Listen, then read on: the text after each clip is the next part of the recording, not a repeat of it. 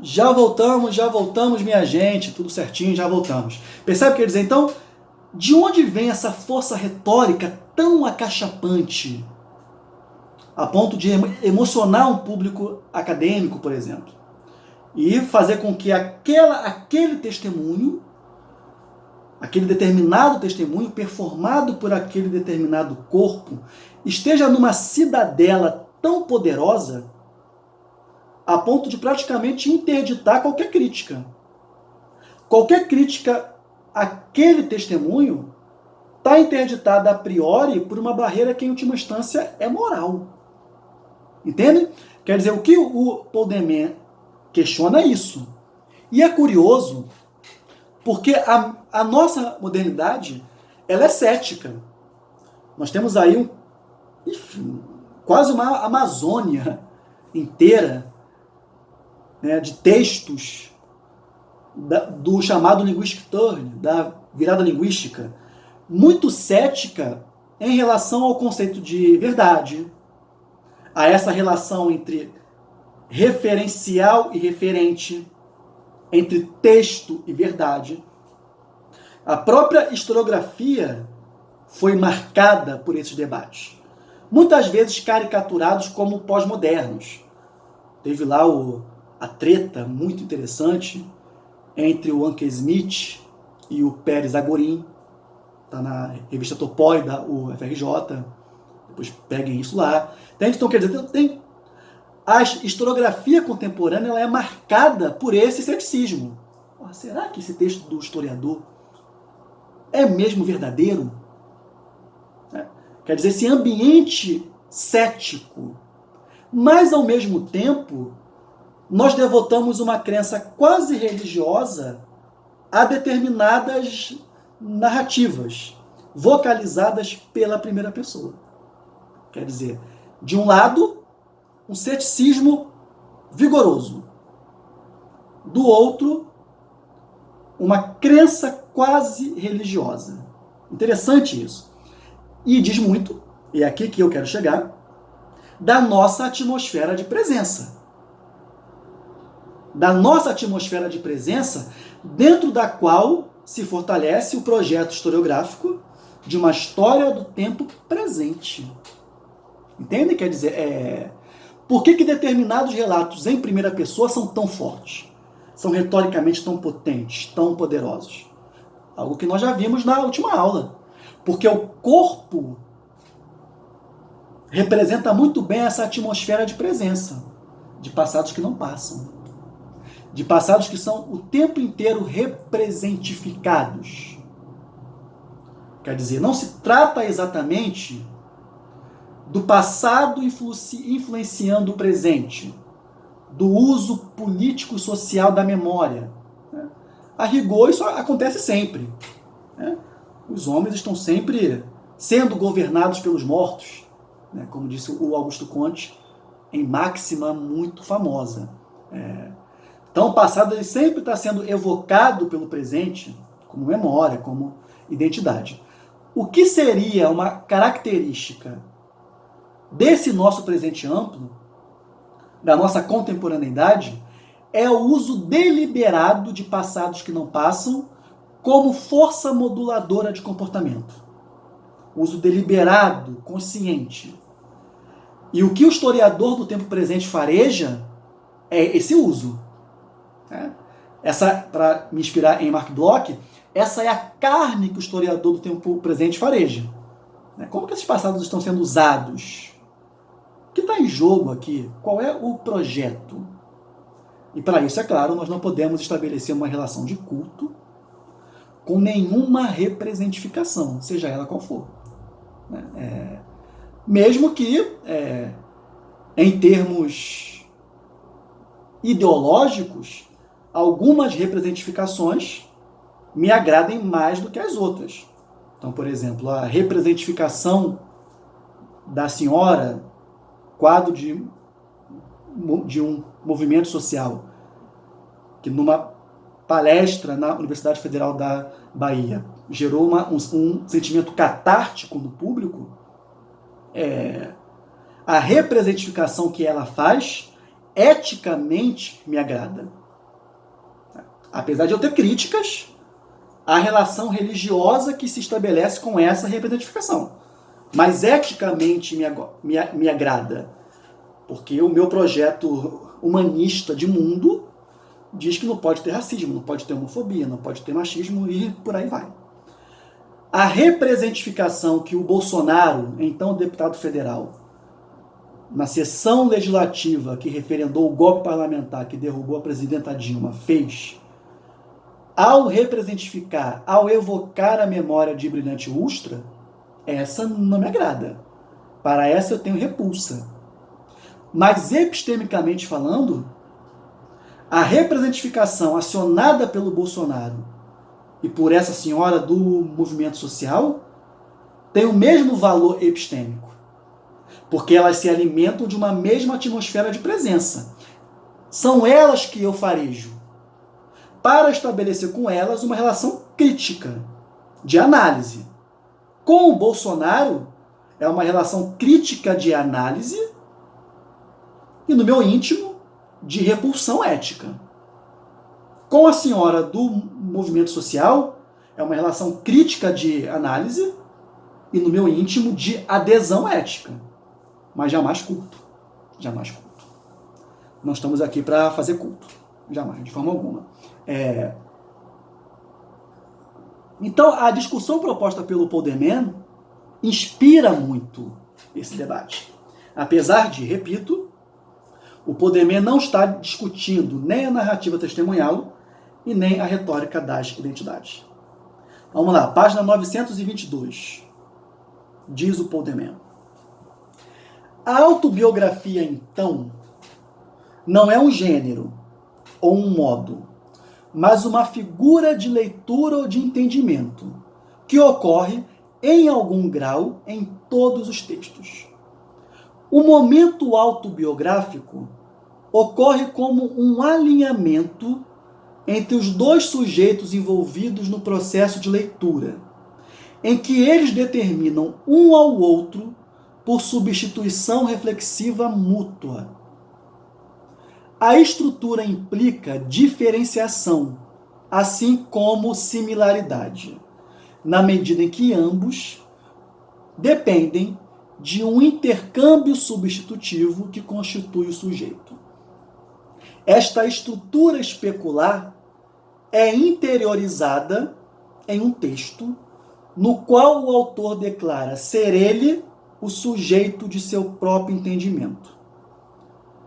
Mas isto meramente torna explícita a maior reivindicação de autoridade que tem lugar a cada vez que um texto é tido como de alguém e assumido como inteligível por esse mesmo motivo. O que equivale a dizer que todo livro com uma capa inteligível é, até certo ponto, autobiográfico. Ou seja, o Paul Demen aqui, deixa eu enquadrar melhor, ele critica as pretensões da autobiografia de ser um gênero autônomo, porque a autobiografia, em algum sentido, para o Paul Demen, não tem nada de específico. Então, como que ela será um gênero autônomo se ela não tem nenhuma particularidade que justifique isso? Primeiro, argumenta o Paul Demen, todo texto é autobiográfico. Em tudo que eu toco, isso é um truísmo, tudo que eu toco, que eu escrevo, isso vale para a leitura também, eu faço a partir de um lugar que é o meu. Então, todo livro com capa inteligível, para usar as palavras do Paul Demen, é autobiográfico. Ou seja, tudo seria autobiografia. Se a autobiografia é tudo, ela também não é nada. Ou seja, não teria nenhum sentido em esse tipo de narrativa em primeira pessoa se constituir como gênero específico. E aqui o Paul Demen critica o Philippe Lejeune, que é um dos principais teóricos da autobiografia, defendendo a sua configuração como gênero. E mais, diz o Paul Demen, bom, já que todo texto é autobiográfico, por que alguns insistem em se definir como autobiográfico, em marcar ali a sua posição como um texto produzido por um autor que é também personagem, por um autor que em última instância, tem a prerrogativa de narrar. Quer dizer, só Primo Levi pode narrar Auschwitz. Só a mulher negra periférica pode contar a história do Brasil atravessada pela escravidão. Diz o Paul Demer, essas narrativas se assumem desse jeito, esse relato em primeira pessoa, sou eu que estou trazendo isso para a narrativa testemunhal, para a retórica das identidades, se assume desse jeito como uma reivindicação de uma autoridade específica. O corpo como potência retórica. Entendem? Um bom texto, esse do Paul Demer. Um bom texto, nos inspira a pensar. Agora vamos para Beatriz Sarlo, lembrando que o PDF está lá no nosso Dropbox já, ok? Aula 3. A Beatriz Sarlo, essa sim. Essa colocou a mão no vespeiro, meus amigos, quando ela ousou questionar o império do testemunho. Quando ela ousou problematizar, e problematizar aqui é tomar como problema. Não é falar mal, não é negar. É tomar como um problema de investigação. Algumas narrativas,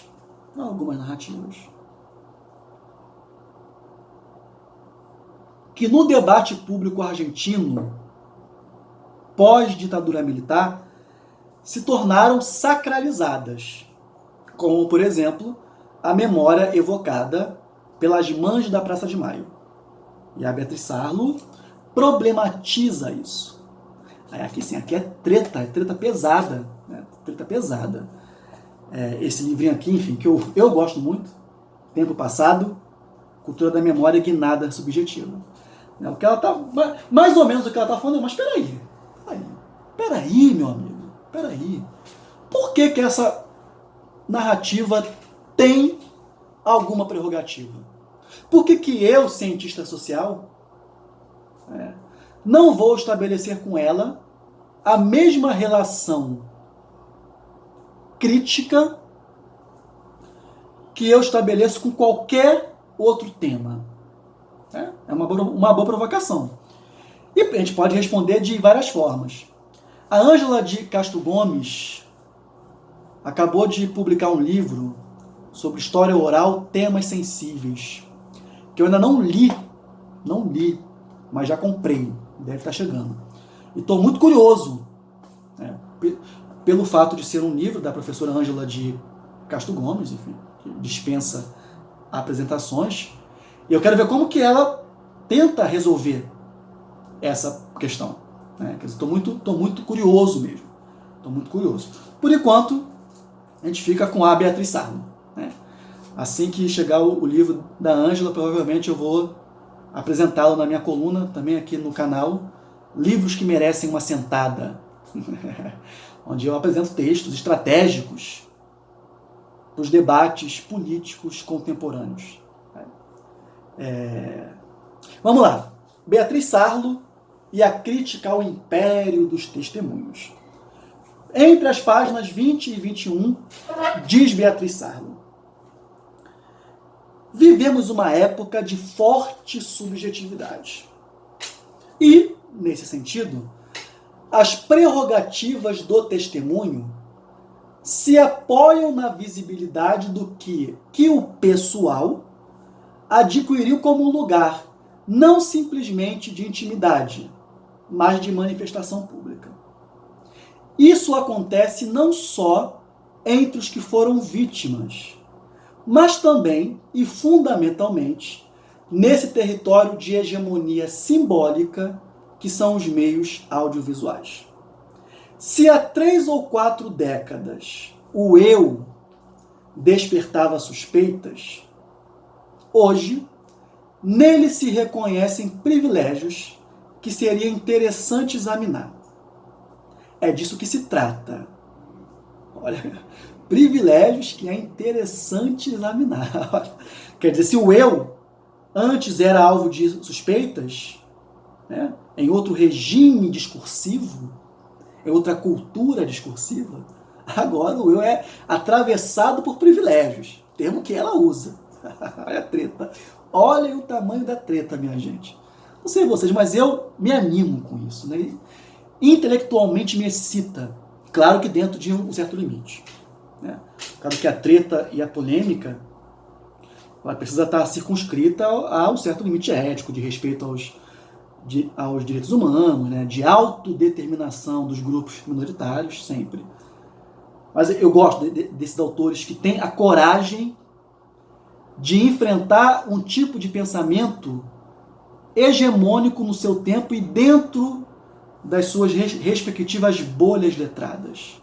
Eu gosto da coragem, me inspira. É disso que se trata. E não de questão. Olha só como ela demarca aqui o projeto dela. Para não ser lida numa chave negacionista, de quem estaria ali falando mal das madres da Praça de Maio, ou questionando a justa reivindicação dessas pessoas por reparação histórica. Não é isso que está em jogo.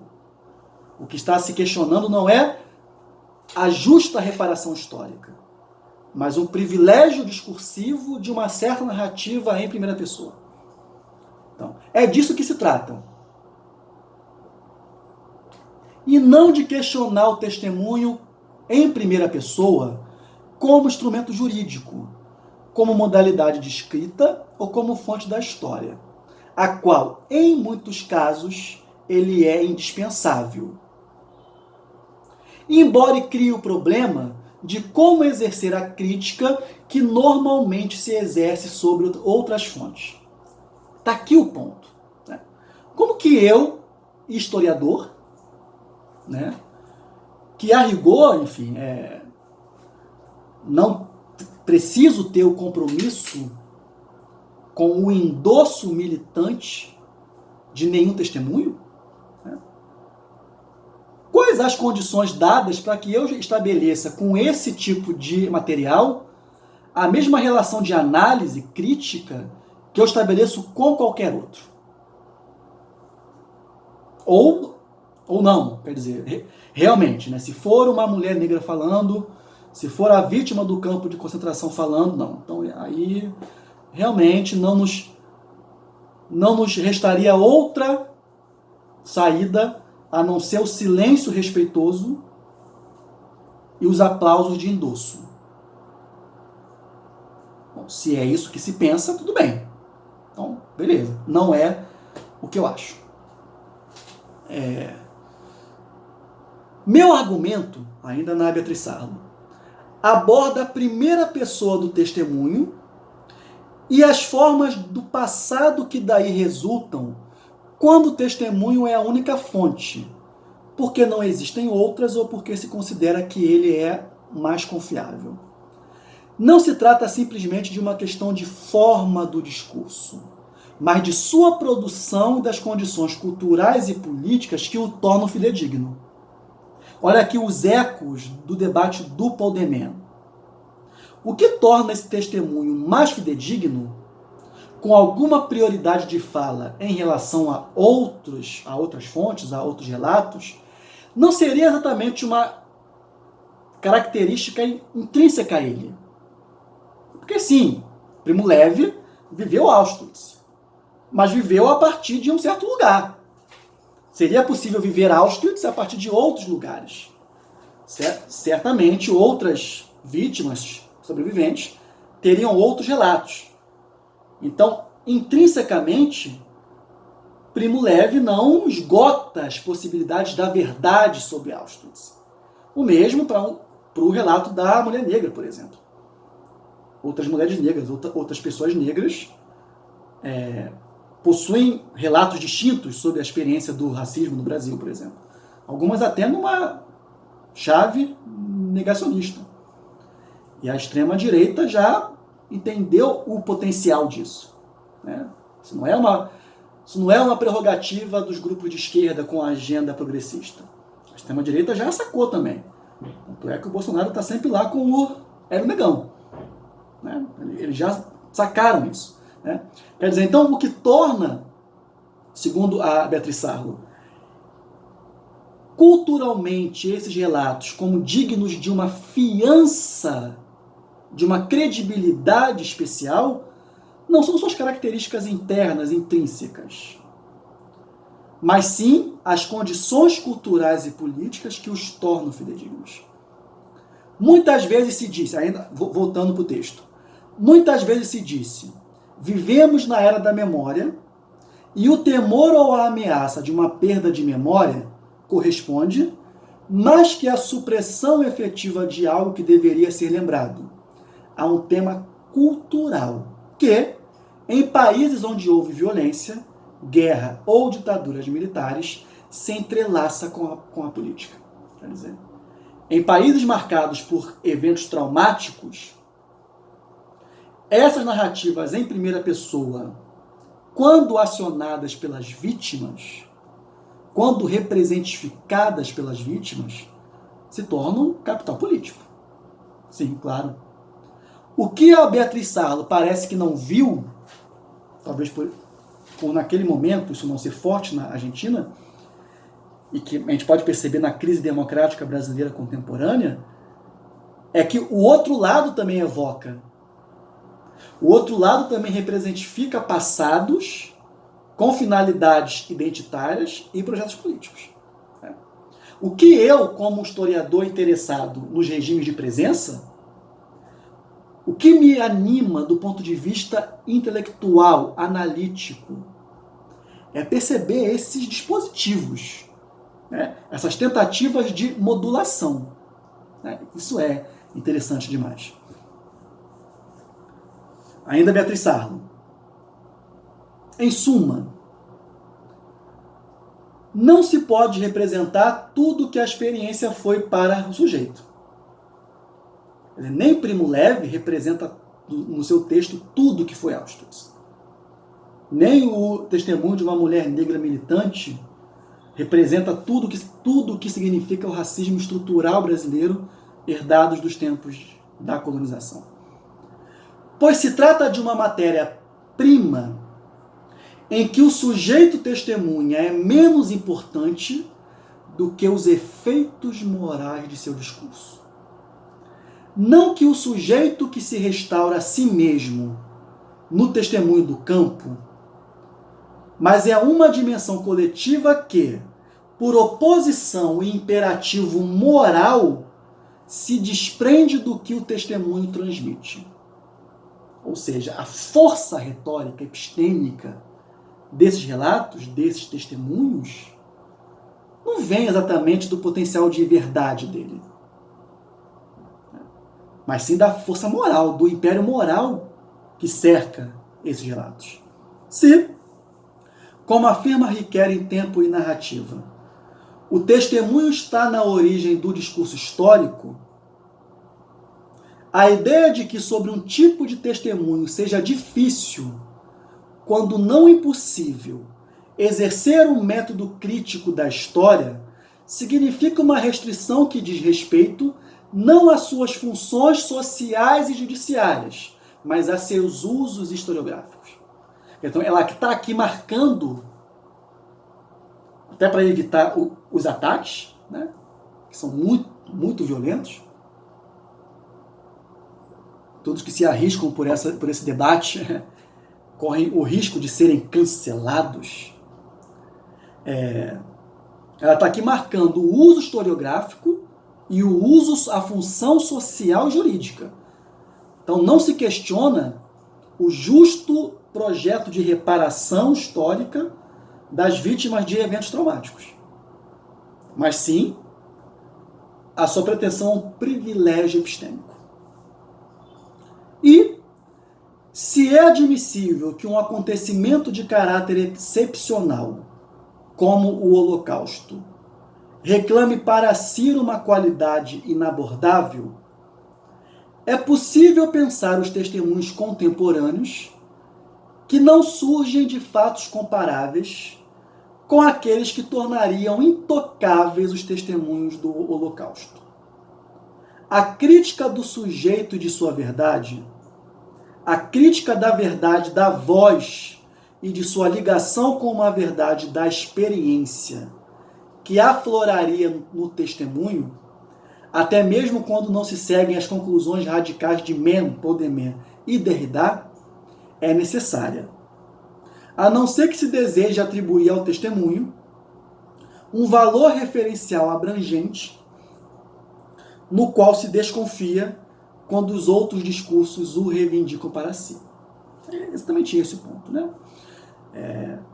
Já que nós vivemos, né, numa cultura epistêmica moderna, contemporânea, cética, né, o que animou os debates do chamado giro linguístico, né, a linguagem vindo ao primeiro plano, né, o questionamento da sua relação direta com uma verdade externa a ela, quando o assunto é a narrativa testemunhal, performada por alguns corpos,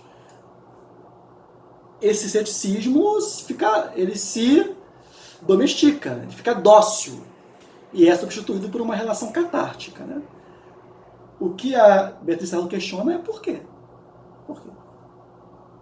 E claro que ela, enfim, ao questionar, ela está propondo uma outra relação intelectual, epistêmica com esses discursos, que deveriam ser submetidos ao crivo crítico como quaisquer outros.